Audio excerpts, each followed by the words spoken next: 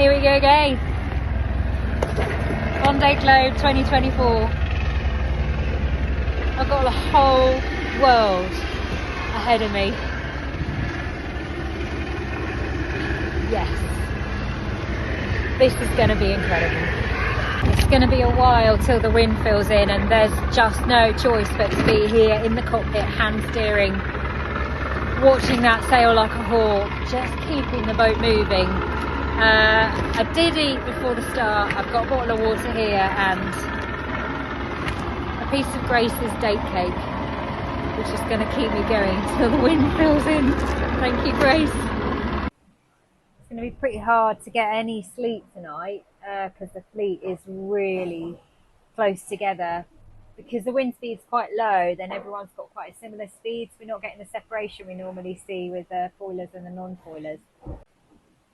So yeah, you can see there kind of everyone is pretty close together, and this distance is, so that's a distance of 3 miles there, and there's an awful lot of boats in 3 miles. So I've got all my alarms on. I'll probably just have a little snooze. But yeah, not much sleeping I think tonight. It's a really spectacular night out here. So I've got good old Big Bertha up, and look at all those little flashing lights on the horizon. So that's the fleet. Quite close together, you can see. I fell behind after the start, got stuck in a bit of a wind hole, and the boats to the north did better. But I'm clawing my way back with the help of good old Big Bertha. Felt like the longest build up to a race start ever. Oh, it was tense, so tense, all of it. I didn't know what to do with myself at times, but now I'm out here and I definitely do.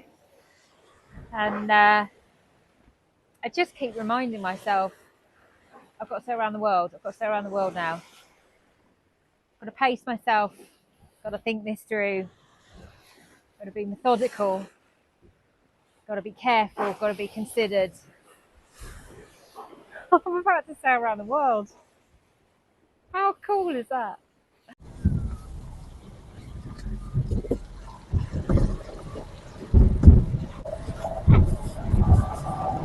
I can't believe how far south we are already, especially compared to the 2020 race. So we're already past the latitude of Madeira. It's getting warm. My thermometer says it's 22 degrees in the cabin. And when the waves crash over me outside, it's noticeably warm. But it's been another fairly relentless day. Had to do a really big sail change this morning.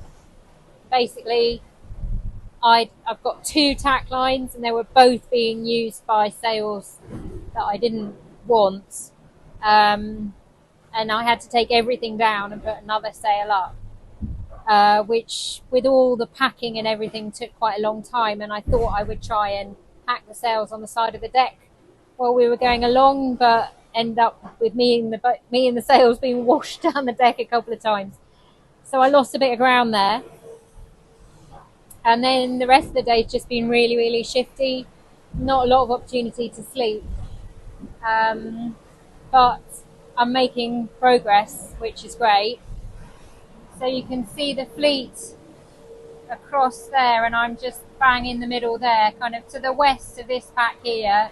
So these are the front foilers, and then there's kind of a middle pack, and I'm to the west of them. It's going to get tricky ahead. So the areas with blue and no wind, and you can see there's a big area of high pressure to the west of us immediately with not a lot of wind. And then if we fast forward, it just gets bigger and it extends out here. And then there's a low pressure forming up there, which basically is killing the whole of the trade winds here. So everyone's trying to find a route to get down there, which isn't going to be easy. Yeah, it's pretty relentless at the moment. But what do you expect?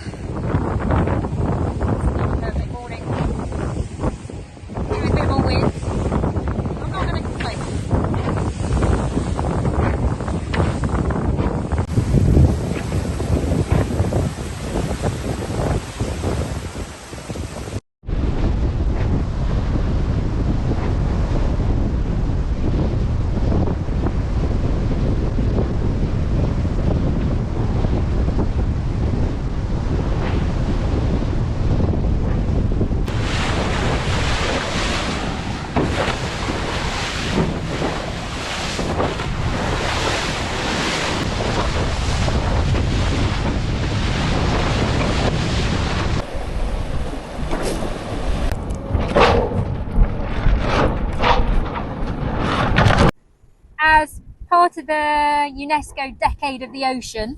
The Vendee Globe race has partnered with a group of scientists working with UNESCO to gather data from around the oceans of the world, and several of the skippers have agreed to take scientific instruments on board. So some people are taking buoys that they throw over the side that gather data and send it back via satellite.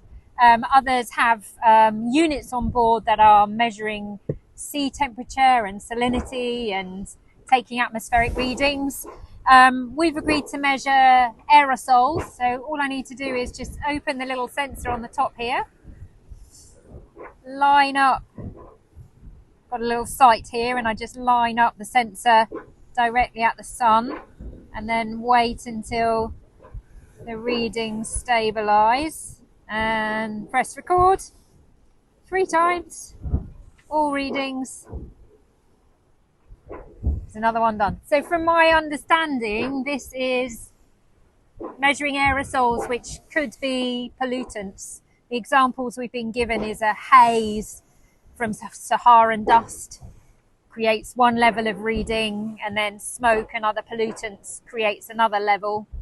And I guess the deeper we go into the ocean, the less we're expecting to see. Although here, particularly here, I know you do get a haze from the Saharan dust, but by the looks of the sky today, I would say not. It's bluer than blue. Anyway, hopefully this helps us to learn more about our oceans and do more to protect them.